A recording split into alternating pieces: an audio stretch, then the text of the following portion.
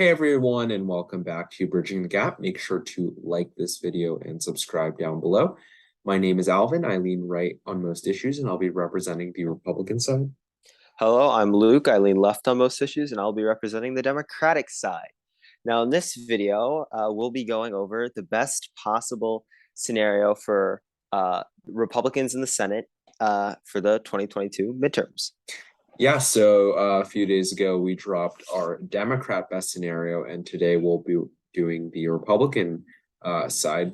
Just as a reminder, in case you haven't watched the first video, we aren't going to go completely overboard. We think the best case scenario here is still going to have to be somewhat realistic. So we're going to be doing it at around a 5% chance of what the Republicans could expect to get. So let's start out by filling out all these safe states that we have in our original Senate prediction, since obviously these would not change for the Republicans.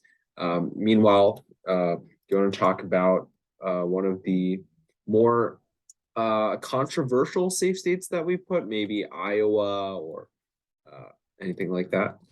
I mean, Iowa and Missouri, I think we could easily see them being safe. Like in actuality, I think Chuck Grassley is well positioned to win in Iowa, and I think Eric Schmidt is well positioned to win in Missouri.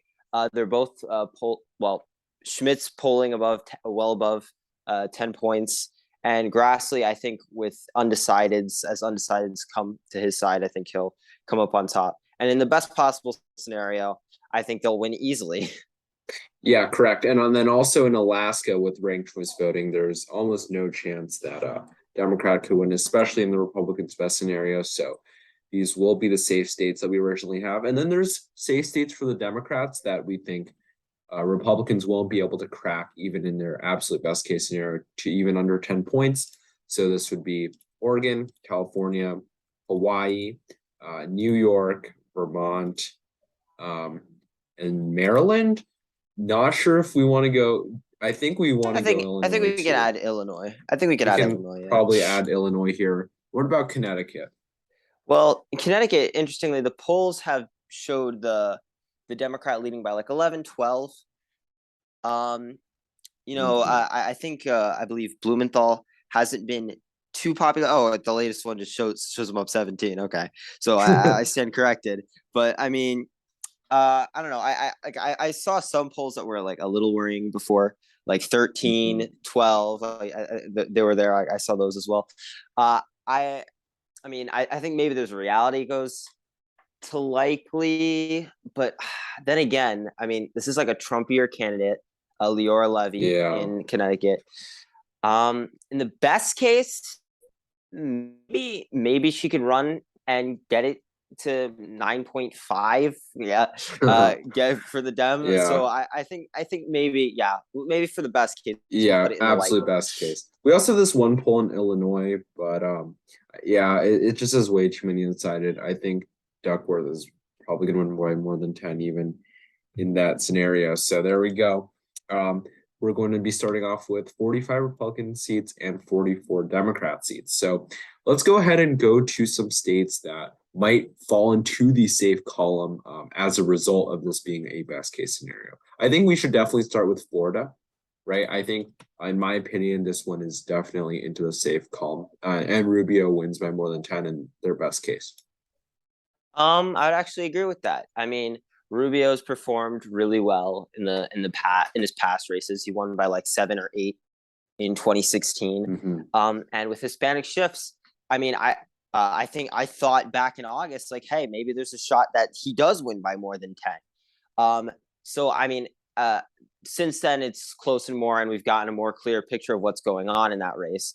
But I do still think like there is a reality where Rubio just like pops off and just like amazing, and then he gets like 10 plus points and just wipes out Demings. So I think we can put this in safe for this video. Yeah, I agree. And then there's also another state that I guess we could consider, and that's Ohio, right? Ohio has been won by Donald Trump in the presidential level by around 8 points, and some are expecting this year's national environment should be to the right of 2020 by a few points, and most people think that at this point in time. But JD Vance has not been performing well in the polls against Tim Ryan. Do you think we could move this one all the way to safe, or would this still be at a likely margin? I mean, if we look at like 2020, 2016, polling in an error in Ohio was pretty horrendous. And it's possible that we're seeing that again. And it could be realistically like in a 6 to like 8 point lead for Vance even right now. But I mean, I think in the best case for Republicans, I do see Vance just like riding like sort of this Republican momentum and getting it above 10 points. I do think that is a possibility in some reality. Yeah, I mean, the funny thing about this particular midterm cycle is no one really has a good grasp on if this is going to be a red or a blue wave, which is really interesting to see. And that's why we're releasing these two videos, right, to compare the two extreme scenarios that we think might happen. It's obviously going to probably fall somewhere in the middle, but there we go. Safe Ohio. I think that's going to be the last safe state here for the Republicans. And so moving on to the Democrat side, there's a few more likely states, right? I mean, maybe just one here with Washington. I think in the Republicans' best case scenario, they do get this one under 10. Yeah, I would agree. I mean, you can even look at some of the polling, and it does show like the Democrat in the high single digits. I mean, I think there was like one recent independent pollster that had the Democrat like up 9. I mean, the most recent one, the Elway research one, has the Democrat up like way more than that. It has a tiny sample size, but yeah. But yeah, I mean, I do see the Republican being able to like chip away at the Democrats' lead, but I don't really see them winning. So I think this is like a similar to like Connecticut situation, maybe probably closer than that, but yeah, still. I mean, it's really interesting with Trafalgar, right? Obviously, a 3-point lead for Murray poll. I guess technically, in some world, they are right, and this is a lean margin, but I just don't buy it. I think maybe like 7 or 8 points is the max this one's going to. And then I think we can move to Colorado. I'm not sure if this one would be. I think this one would go into the lean Democrat column here. You think so? I was actually thinking this could go in the tilt to Republican. Now, do you want to explain your thought process? Yeah, I do. My point of view is okay. Not looking directly at the polls. The polls are here on the screen for you to look at. But I think the shifts in Colorado. Okay, the shifts in Colorado show Democrats shifting very quickly to the left, and on top of that, with Democrats being able to galvanize Roe as an issue, I think Bennett has no problem, even in the Republicans' best case scenario, of winning by over 1 point. I think maybe it'd be 2 to 3 points maximum, but with how Colorado is moving at this point, I don't think there's a reality where O'Dea wins. But you go ahead. Well, okay. Well, O'Dea is a more moderate Republican. So this is why I think he might in some reality he might have a shot. I mean, you look at Bennett's polling, the most recent one has him at 46. I mean, he's not at 50 yet. I mean, even Maji Hassan in New Hampshire is like her recent poll had her above 50, but not Michael Bennett. So that leads me to believe like, okay, maybe maybe there's a chance O'Dea, the more moderate Republican, can make a grab for more moderate voters in Colorado and be able to somehow bring this back to the Republican Party. I think it's a possibility that he can do that. So that's why I'd say I can see this as like a tilt race. Like I would say tilt Republican because best case, but I don't know where you want to put it here. I guess you can say that. I mean, I guess we'll put a tilt Democrats since that's the middle of our prediction. It's really interesting how I'm going lean Democrat and you're the one going tilt Republican. But maybe I'm pessimistic. Man. I really don't see that happening in any world, just with how Colorado's moving. And it's extremely weird to see this color on Colorado. Just absolutely just weird, so strange. But anyways, I think we should move to the likely Republican states that might come up during this best case. And for that, I think we need to start with North Carolina, which is the farthest right of all the races remaining. Yeah, I would agree. I think Ted Budd right now is leading Cherry Beasley in the North Carolina Senate race. And I would, in the best case scenario for Republicans, I think he definitely can get this over 5. I mean, North Carolina has always been that state that's teased Democrats, and Republicans have won by over 5 in it before. So in a year like this, it is a possibility that Ted Budd does, win by over 5. Yeah, I definitely think so. This Wikipedia is actually bugging out as Beasley on top in the poll, but as Bud up in the aggregate. So, anyways, yeah, I think Bud definitely wins by more than 5. So there we go. And then we have Wisconsin. I would also be putting Wisconsin here into the likely Republican Yeah, I column. would agree with that. Yeah. What's your thought process with this Yeah, one? I mean, my thought process is pretty simple, right? I mean, the polling in Wisconsin has never been great. That's an understatement. And Ron Johnson's been surging recently, right? In all the pollsters that polled in August and September, Johnson's been improving over time in Trafalgar, in Marquette, right? He's been improving, and that trend can easily continue. And on top of that, polls usually underestimate Republicans in Wisconsin and Ron Johnson in particular. So I think this one is definitely likely Republican. I wouldn't say usually. I mean, it occurred in like 2016 and 2020, that underestimation of Republicans, but they weren't that bad in 2018. And like if they're not that bad this year, it might be like a lean Republican, tilt Republican race. But I can see in like the best case, there is a polling error and Ron Johnson wins by 5 plus. So yeah, I think I would agree and stick with putting this in likely here. Yeah, I mean, radical politics, his take is that Johnson's winning by 7. So we'll see. We'll see if that comes into reality. I'm sure that we'll have a lot of radical supporters in this video. So anyways, do you want to move to the next?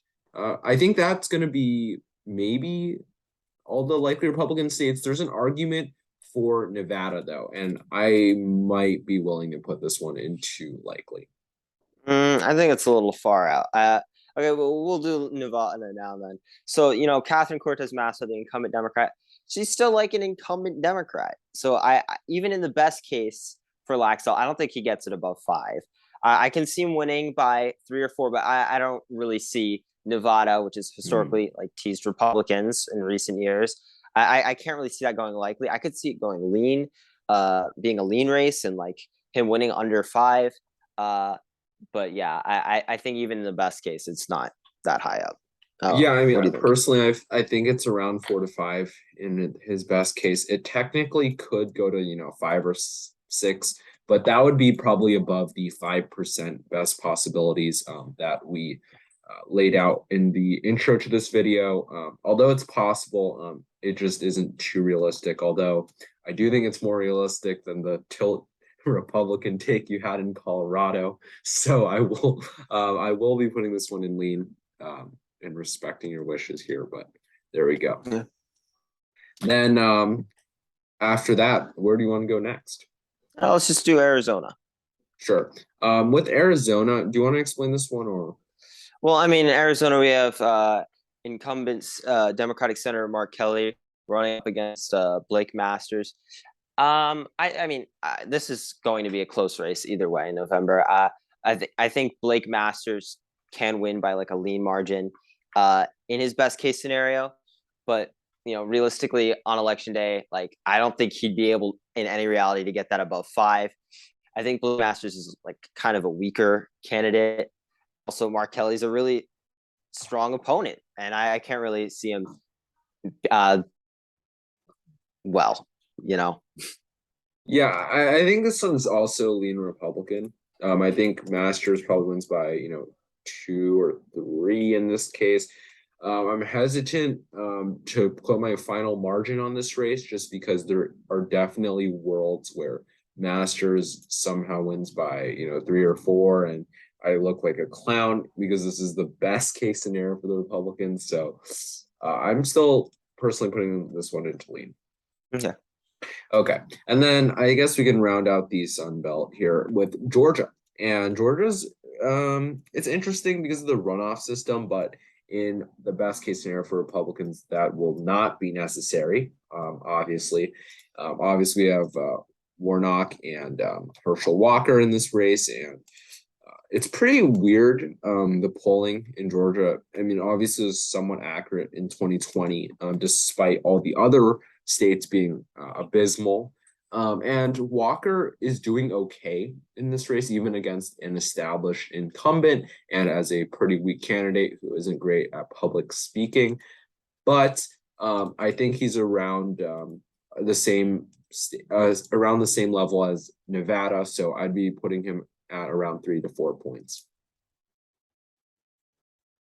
Yeah, I think I would agree as well. I really don't really see him getting above 5 and into that likely margin scenario. I think Georgia's obviously turned more into a swing state, so yeah. Okay, yeah, and then I guess we can just move up into the north, and we can go into Pennsylvania next. I guess you should do Pennsylvania. Well, yeah, in Pennsylvania, John Fetterman running up against Mehmet Oz. Right now, it's pretty clear that John Fetterman's leading. But I mean, I don't think it's impossible for Oz to, catch up and start winning even now. I would say, like, best case, I think this is around with all the other states we characterize as a lean. What do you think? Yeah, I agree. I think this one is also a lean. It's not going to be a tilt. It's not going to be a tilt race in the best case. Obviously, Oz can somehow, just get this in his column by 2 to 3 points, and Fetterman can't really do anything about it if it is his best case. Obviously, he can get more MAGA Republicans in those rural counties in Pennsylvania to turn out for him. He can get some independents to vote for him somehow. I think with Fetterman being such a progressive candidate, he can definitely win this by over 2 in his best case. Yep. And then maybe even more than that. Yeah. Yeah, and then finally we have New Hampshire. I also, with all these, I've been pretty pessimistic, for the Republicans, just like you were pessimistic for your side. We don't really like making too bold of claims for our sides, but with going into New Hampshire, this one seems like definitely going to the Republicans in their best case. You even put Colorado until R, so you'd be probably putting New Hampshire until R lean. And I think this one is probably just tilt Republican. Yeah, I don't know. New Hampshire is interesting because, like, unlike Colorado, right? Maggie Hassan's polling better in terms of raw numbers. She's above 50% now in the most recent polls. And Bolduc's a more extreme candidate. So I mean, I feel like you can make the argument that this is tilt Democrat even in its best year as right now. But I mean, it's still New Hampshire, and things can change here really fast because it's a small state. You don't have to change that many minds. So I think, best case probably tilt R, and I'd agree with you there. Yeah, there we go. Tilt Republican. And actually, just right now, I'm gonna make a decision to move Nevada into likely Republican. I just think it is the Republican Why? video. In the Republican video, in the Democrat video, I did say, whatever you wanted, it's gonna happen if it's a close call. But I think Nevada, just because I was so unsure about it, I think in the very top 5% of cases, this is going to be a likely Republican state in the final map. So there we go. Executive decision moving Nevada. Executive decision. I guess I can't argue. Okay. Only in the Republican video I can do that one. So there we go. I didn't make an executive decision on Colorado, so anyways, this is the final map. 54 Republican seats, 46 Democrat seats. Basically a swap in the amount of control that we had in others video. So if you're a Republican, get out and vote. And if you're in one of these swing states, even Colorado, Luke thinks you have a shot. So go ahead and vote in Colorado and every other swing state. So thanks for watching. Make sure to like this video and subscribe and comment down below. Yep, share with your friends. Thanks for watching. Bye. See ya.